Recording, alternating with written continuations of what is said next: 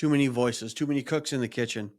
Create space for reflection. I've touted this a whole bunch throughout this whole thing here.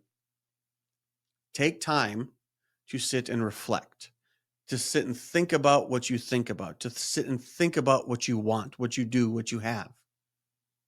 If you don't know what it is you want and you don't know where you're going, nobody's going to help you get there, right? So you got to take time to sit and reflect. Welcome to DFW Grit. I'm Dr. James Taylor and I'm your host, and this is more than just a podcast. We dive into the stories of the movers, the shakers, the small business owners, the entrepreneurs, right here in the DFW Metroplex. This is your home for authentic, real stories that prove what happens when you don't back down. Let's get to work. Hey, what's going on, everyone? Welcome back to another episode of DFW Grit. As always, I'm your host, Dr. James Taylor. Today I is being nice as I can. Some of y'all need to shut up. Now, what do I mean by that? Some of y'all need to shut up. Some of you, not you out there, not you in podcasting land or social media land. Some of you coaches need to shut up. Now, it's not the coach's fault. Rarely. It can be, whatever. In this instance, it's not the coach's fault. And actually, I'm not actually directly talking to the coaches. I'm talking to those of you out there, and I was once one of you, who collect coaches. So some of y'all, maybe the coaches don't need to shut up. Maybe you need to stop listening to so many coaches. You don't need more coaches. You don't need more advice. You need clarity. Now, like I said, I was one of you. I collected coaches in a sense. I collected mentors. I collected talking heads. Now, these are talking heads that I appreciated what they said. It struck a nerve with me in a good way. It was somebody that I wanted to emulate or something I wanted to follow. But it was loud. It was so loud because there were so many cooks in the kitchen. Coaching can absolutely change your life, but if you're not careful, it can also wreck your momentum. Easiest way to put that into perspective is how many coaching calls do you have a day? Hell, I think I did an episode at one point where I talked about the number of coaching calls I did in a week. There were times where I might have been receiving advice from 4 different people, each of which probably had a different level of understanding about either my goals or my business or where I wanted to take this thing. But they were coaches. They offered their advice. They offered their expertise. They at least presented themselves to me in a way that made me go, yeah, I want to learn more about your bent on the world. But man, it got loud. It got loud and it got muddy. So today we're going to dive into the hidden danger of having too many mentors, too many strategists, and really just too many voices going into your head. You probably got enough voices in there already just by yourself. You don't need too many more burrowing their way in there and taking up space. So I love coaching. Absolutely, positively, 100%. I put a lot of faith and a lot of value in having an outside perspective. There's something to be said for being on the outside looking in. I mean, there's a reason. Hell, this is the reason why I love rugby so much. Rugby has a coaching staff. They have a head coach. They have a backs coach. They have an offensive coach. They have a defensive coach. They have a forwards coach. They have a scrum coach. None of those guys are on the field during the game. Not a one. There's 15 guys on a team, and those are the guys on the pitch making the decisions on the fly. There aren't people running plays in. There's not cards being held up with funny pictures on them. You got 40 minutes with the 15 guys on your side, and you're going to figure it out. You're going to rely on your coaching that you had prior to the game. But when the game comes, it's up to the guys on the field. Coaches watch from the press box, basically. They watch what goes on. They'll make adjustments at halftime, but there's nobody in your helmet. There's nobody running plays in. It's just the guys on the field. So coaching overload is an absolute positive, real thing. Why do we get coaches, right? We want validation. We want shortcuts. We want quick wins. Like I said, we want clarity. But the illusion that somebody out there The illusion is that somebody out there has the perfect answer. They'll have answers, they'll provide guidance, which is what they're supposed to do. But you still have to do the stuff. You have to do the work. And there's nothing that will stop you from doing the work quicker than asking 15 other people first. I don't know if this was an episode or just something that I posted online at one point. But man, I'll tell you, one of the worst places to go for advice is Facebook.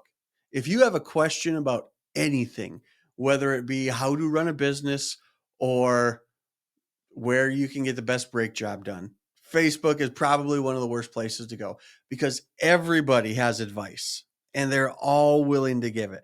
Because what happens when you talk to too many people is you get conflicting advice. You get too many opportunities for decision, which leads to decision fatigue, which leads to loss in trust in yourself. And then I am guilty of this as much as anybody else, paralysis by analysis. If you've got one person you talk to or two people you talk to and yourself, there's only three people making those decisions. Hell, there's one person making the decisions. There's two people offering guidance. But then you add another one in there and another one and another one. And then all of a sudden, well, the first person I asked said this. But then the next person I asked said something slightly different, kind of on the same lines, but not quite. And I like their perspective on the matter. But then I had this coaching call with this other guy here, and they said something kind of different. But then I was in this group mastermind, and one of the members of the mastermind had this outlook. And then all of a sudden, you had a simple question that completely devolved into just an absolute mess because you had too many people, you had too many voices in your head. Because at some point, coaching turns into intellectual hoarding. You're collecting tools, but building nothing. And again, I am as guilty of this as anybody else. I certainly went through a point in my life when I was collecting coaches and advisors and where I was following up on emails with, free 15-minute consultations, this, that, and the other. Let's do a little freebie and figure your stuff out. You can't do that. You can't do that in 15 minutes. I hope you can't. I hope there's a little bit more depth to it than that. But like the cost of constantly switching lanes, man, it'll tire you out. It becomes an absolute burden to drive three or four cars at the same time, which may or may not all be on the same road. Every new coach has a system. Every one of them does. Quick little aside. If any of you are, if your algorithm looks anything like mine, I'm inundated with chiropractic ads. And one of the things that shows up on every one of these ads, consultation, exam, possible x-ray, adjustment, no cost report of findings. You know what a report of findings is in the chiropractic world? It's literally just telling you what's wrong with you. So there are people out there like, I will at no charge tell you what's wrong with you. Dude, you're a fucking doctor. Like, you should be telling people what's wrong with them.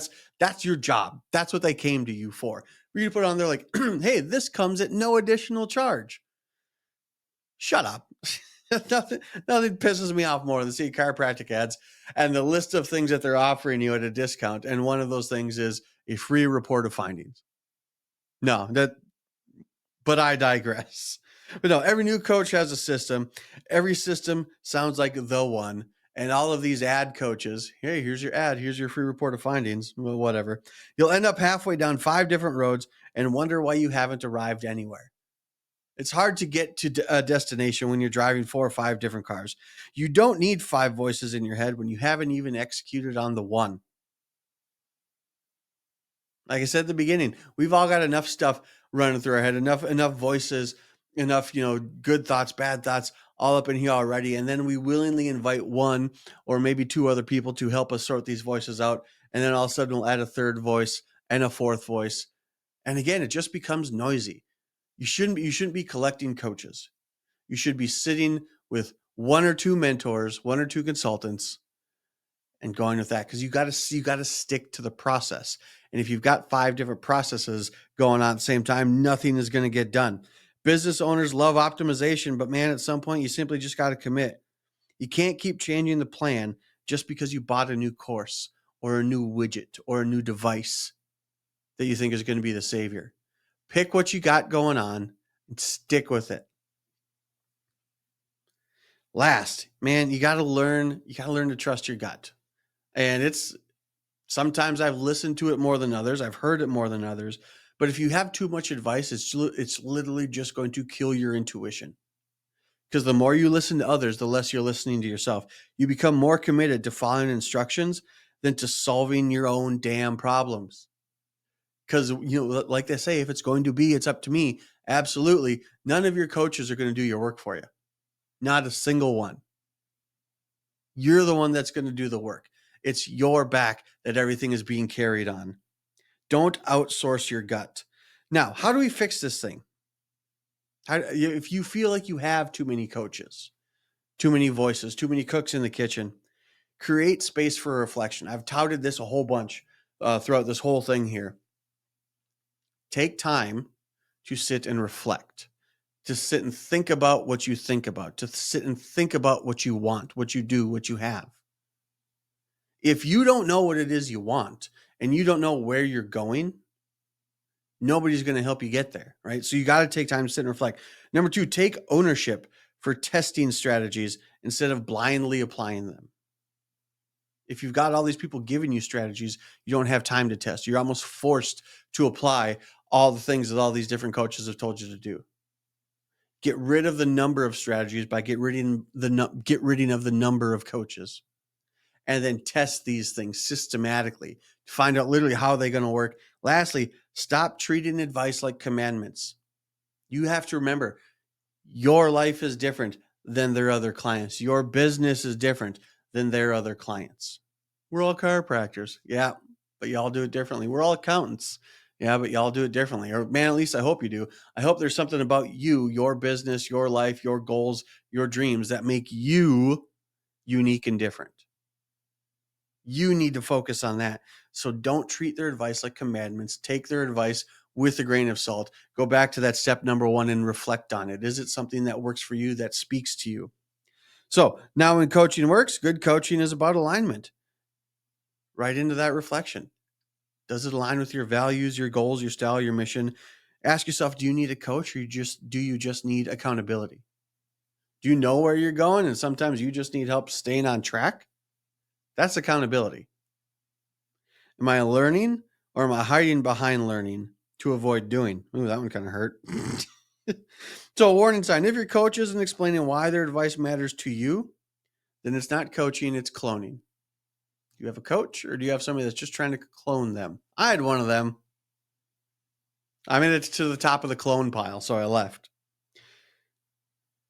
Wrapping up here, you don't need more advice. You just need more action, and a little bit of clarity wouldn't hurt. The next breakthrough doesn't come from another coach. It comes from implementing what you already know and adapting it to your style and what you want. I want you to unfollow one voice that's cluttering your head this week. Unsubscribe, leave the group, make room for clarity. Clean up your email box, clean up your Facebook feed. Hell, you don't even need to unfriend them. You can just go over there and click unfollow. Then they won't show up so much. So do me a favor, if this hit home, I want you to share this episode with somebody who's been drowning in advice. And if you're finally ready to simplify and execute, and do that. Just unfollow them. It's really that easy. That's how you quiet it down. So once again, you will learn more here by accident than elsewhere by design. And this isn't coaching. This is just me guiding you, for lack of a better word. I hope I'm guiding you. Hope you're getting a little something from this. But it can be incredibly loud out there, and there is more than one person always willing to give you advice. That doesn't mean you have to take it. So, as always, like, share, follow, tell your friends, listen to this, take the advice, don't. I don't care. Hope you guys have a great rest of your day. We'll talk to you soon.